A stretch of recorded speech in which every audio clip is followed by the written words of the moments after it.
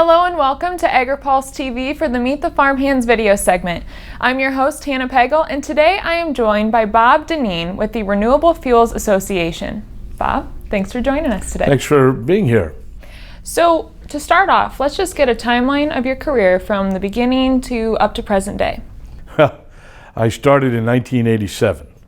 The industry at that point was producing about 600 million gallons a year. I became president of the association in 2001 and sort of stepped toward retirement last year, and I'm now the senior strategic advisor. Okay. And what did you do before you came to RFA? I'd worked on the Hill in various capacities, largely working on the Education Labor Committee, doing such exciting things as mine safety. So Okay. very little background on agriculture, at least on the Hill.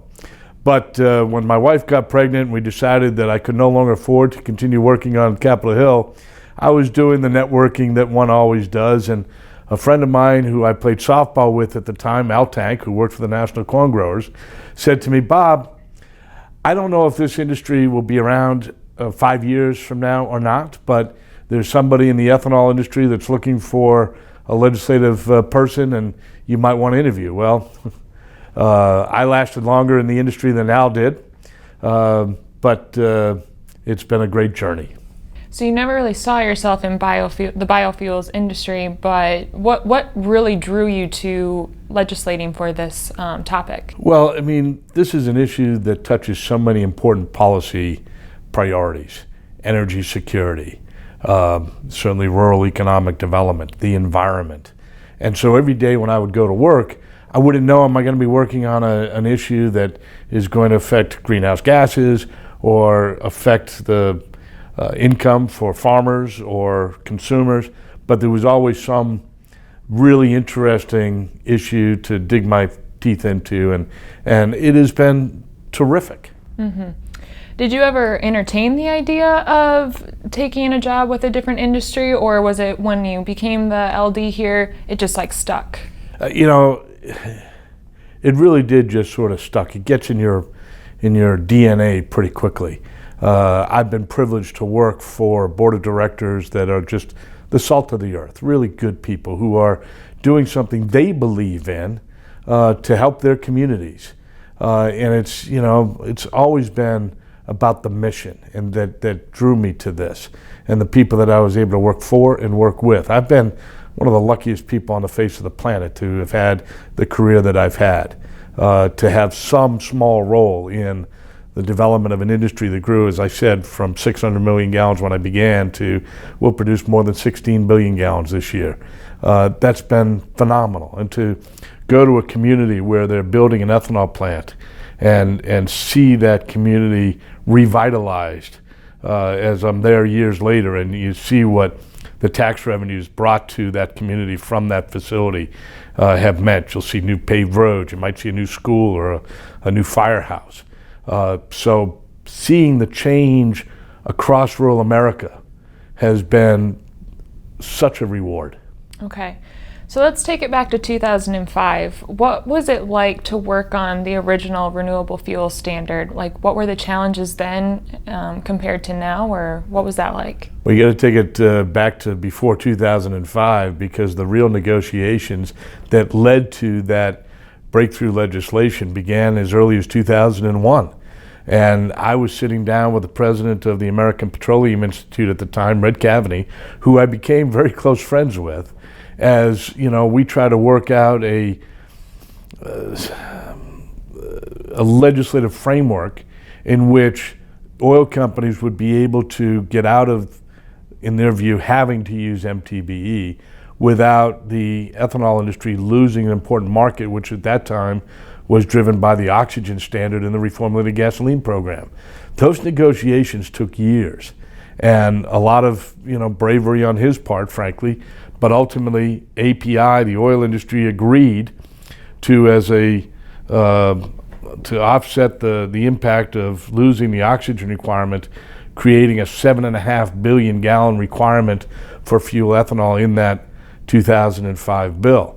Now, at the time, the oil companies didn't believe that the ethanol industry that farmers would be able to build that much capacity by 2012. Well, we hit 7.5 billion gallons, not by 2012, but by 2007.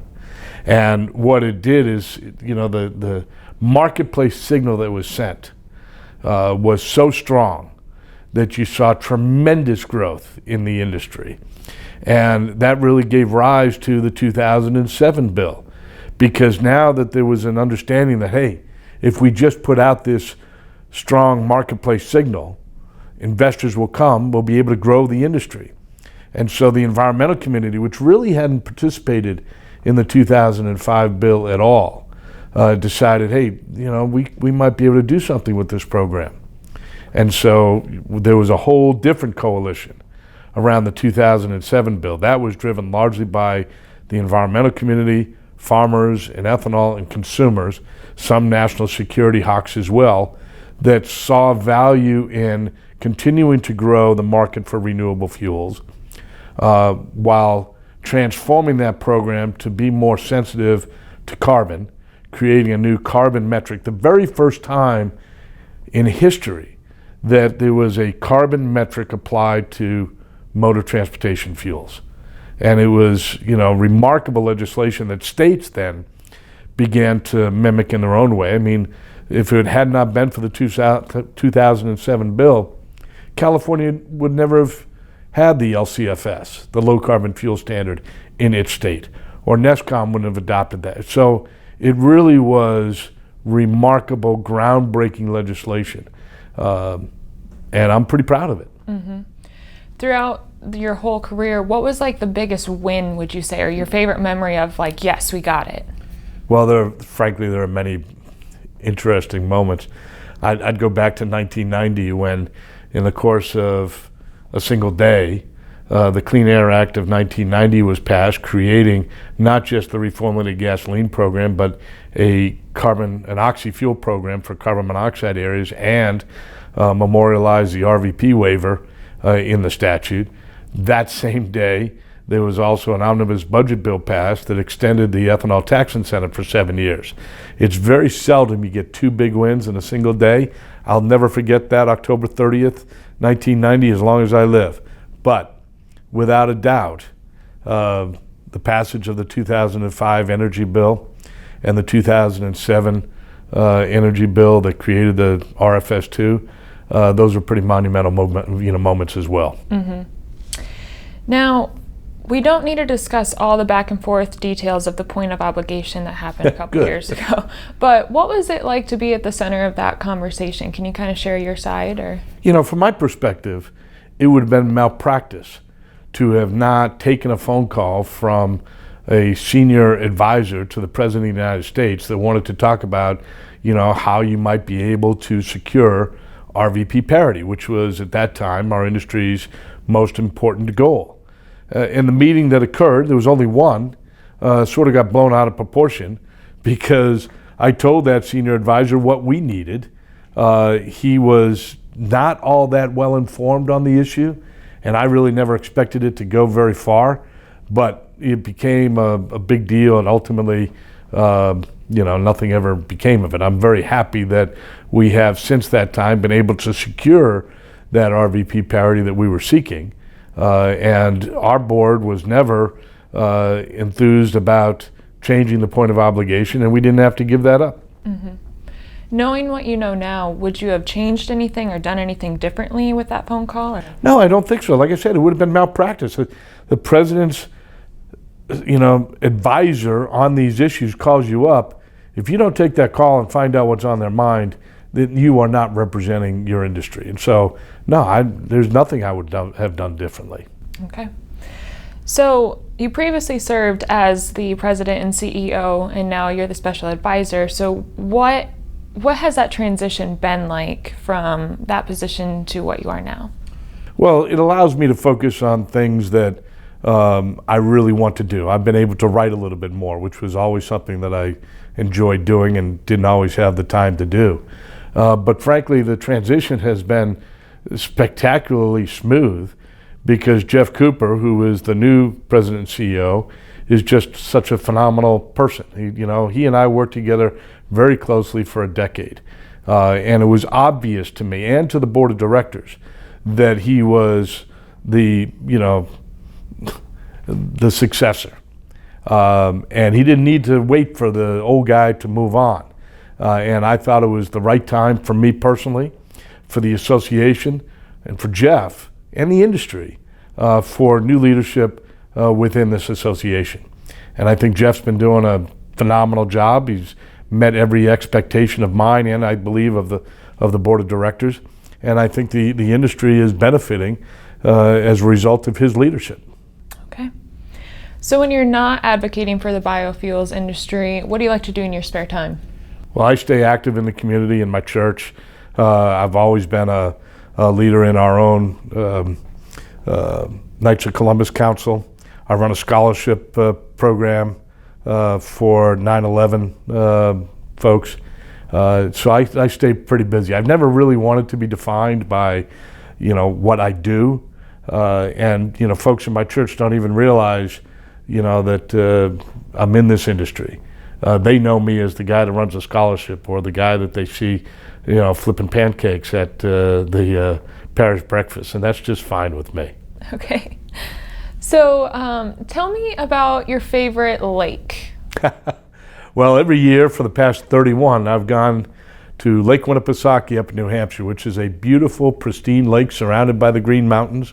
It is a wonderful part of the world, and it is a place where I can truly disengage, which my wife decided early on was really going to be necessary, not just for my own mental health and the families, but probably for my career as well, to just disengage for a bit and get away someplace where the cell phone is really hard to reach you and email is almost impossible. I do remember, though, in 2005, it was August, and I was out on that lake at the very time that the energy bill was being signed in New Mexico. Now, I, of course, had been invited to the signing ceremony, but it would have meant missing 3 days of my family's vacation, which, as important as that bill was to me, it was not worth that. So I took a canoe out into the middle of the lake where you could get a decent signal and listened to a report from a staffer that I did have there. And I had my own little celebration of the Energy Security Act of 2005 in a canoe in the middle of Lake Winnipesaukee. You didn't tip it over or anything with excitement? I might have howled loud enough for the loons to be scared away. Oh, those poor loons. Well, I've also heard that you are a big Winston Churchill fan. Do you have a favorite quote by him, or why is he your favorite? I do, because I believe that he is the most interesting American politician. Now, I say that knowing full well, of course, he's very, very British, but he appeals to Americans a great deal as well. My favorite quote, and I've used it in speeches in the past, when you're going through hell, keep on going. That has provided me great inspiration over the years, because believe it or not, being the president and CEO of a trade association like this, there are many days when it feels like hell. Mm-hmm. So, throughout your career, who would you say has been your biggest mentor or someone you looked up to or went to for advice? Oh, there are very many. Like I said, I've been blessed with a board of directors that has been extraordinarily supportive and provided great counsel over the years. Randy Doyle and Mick Henderson and Neil Curler, Ron Miller. I could go on and on. Chris Stanley. All of those folks, I think, provided great leadership to the association. But, one of the folks that I think, as time goes on, doesn't get the credit that he truly deserves is Marty Andreas. Marty with ADM for many years was a leader in this industry. He served on this board for years and years and years. And I will never forget, shortly after I had become president and CEO, I decided that we needed to have a strategic planning session. We had never had one. And at that strategic planning session, I wanted to come away from that discussion with a clear sense from the board of how much growth we would try to get policy to move the industry.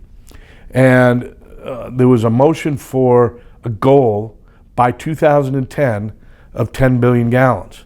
Well, around the table, there was a lot of skepticism how are we going to be able to build that fast? Is that really what the industry could support? And it was Marty Andreas who all of a sudden just spoke up, and he would not speak very much during these meetings. And he said, look, if we do not believe in our fuel, who will? If we are not willing to commit to growing this industry beyond our dreams, who will? We must do this. And that gave everybody a sense of confidence around the table. If ADM and Marty Andreas was willing to, put that much stock in the industry's future, then they all felt good about it. So we came away from that meeting with indeed a goal of 10 billion gallons by 2010. And that gave us the authority to pursue something like a renewable fuel standard that would put that in motion. And indeed, we not only beat that, we exceeded it by 2010. So I think Marty has, while he's long passed, but his mark on the industry is not insignificant. Mm-hmm. Now, before we wrap up today, we always like to end the interview with this question, but going back to day one of walking through the doors of RFA, knowing what you know now, what advice would you tell yourself then? That's a great question. I think the advice that I would have is don't get too wrapped up in the day-to-day. Always keep your eye focused on the future. Always understand that your role is pretty small, but this industry is going to continue to grow, and if you can be a part of that, great, but stay focused on the future. Okay. Well, Bob, thank you so much for joining us today. Hannah, thank you very much. I appreciate you being here.